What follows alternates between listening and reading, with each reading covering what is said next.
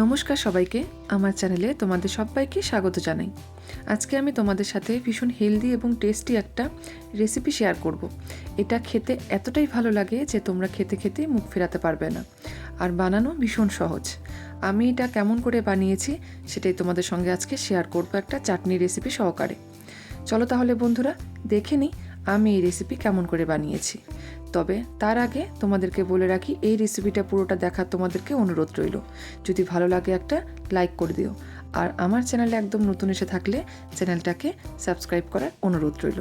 চলো তাহলে বন্ধুরা দেরি না করে দেখে নিচ্ছি আজকে এই টিফিন রেসিপি আমি কেমন করে বানিয়েছি। দেখো, আমি এখানে একটা বড় বাটি নিয়েছি, তাতে দিয়ে দিলাম 1 বাটি সুজি। যতটা পরিমাণ সুজি দেব ঠিক ততটা পরিমাণ দিতে হবে এখানে টক দই। এখানে টক দইটা দেখো আমি দিয়ে দিলাম জল ঝরানো। এরপর এর মধ্যে দেখো দিয়ে দিলাম আন্দাজ মতো নুন।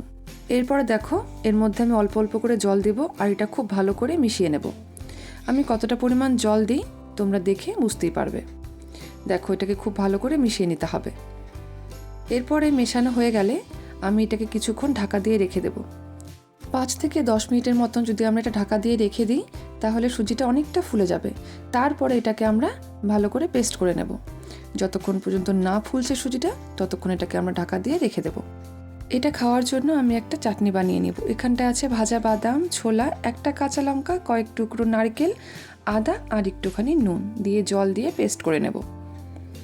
এরপরে দেখো যে সুজিটা আমি গুলিয়ে রেখে দিয়েছিলাম সেই সুজিটা আমার অনেকটা ফুলে গেছে। সেই সুজিটা এবার একটা আমি মিক্সিং জারের মধ্যে নিয়ে নিলাম। দিয়ে দিলাম সামান্য অল্প জল, দেখতে পারলে জলটা দিয়ে খুব ভালো করে এটাকে মিশিয়ে নিচ্ছি। এরপর এটাকে পেস্ট করে নেব। দেখো আমি পেস্ট করা হয়ে গেছে। যে বাটিটার মধ্যে আমি গুলিয়েছিলাম সেই বাটির মধ্যে দেখো ঢেলে নিচ্ছি। পেস্টটা যাতে একদম মিহি পেস্ট হয় তবেই কিন্তু টিফিনটা খুব ভালো হবে, যাতে কোনো রকম দানা এর মধ্যে না থাকে।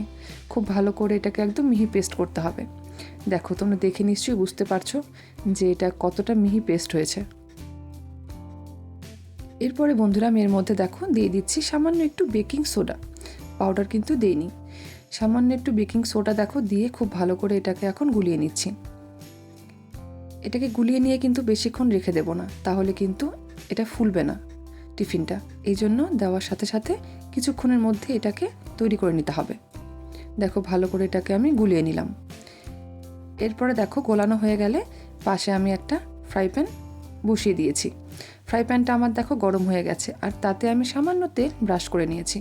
আর কিন্তু কোনো রকম তেল আমি এর মধ্যে ব্যবহার করব না। দেখো আমি 1 হাতা ব্যাটার এর মধ্যে দিয়ে দিলাম।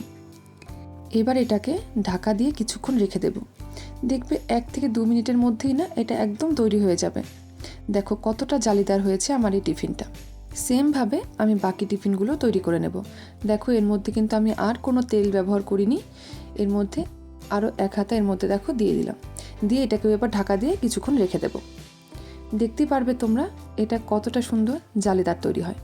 দেখো কত সুন্দর জালিদার তৈরি হচ্ছে। এটা খেতে কিন্তু ভীষণ ভালো হয়, আর এতটাই নরম হয় যে মুখে দিলেই মিলিয়ে যাবে।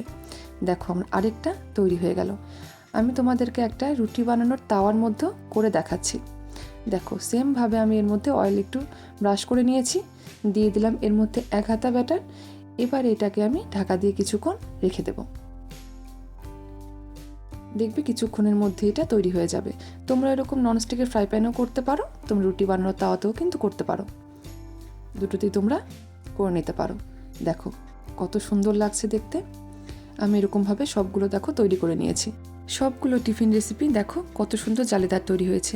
আর এই পাশে বাটিতে দেখো আমি সেই চাটনিটা নামিয়ে নিয়েছি। তোমাদেরকে হাতে করে দেখাচ্ছি এটা কতটা নরম হয়েছে। দেখো হাতে নিচ্ছি আর এটা একদম মিলিয়ে যাচ্ছে। বন্ধুরা তোমরা না এটাকে এই শীতের দিনে পিঠা হিসেবেও খেতে পারো। তোমরা দেখতে পারলে এটা বানানো কতটা সহজ।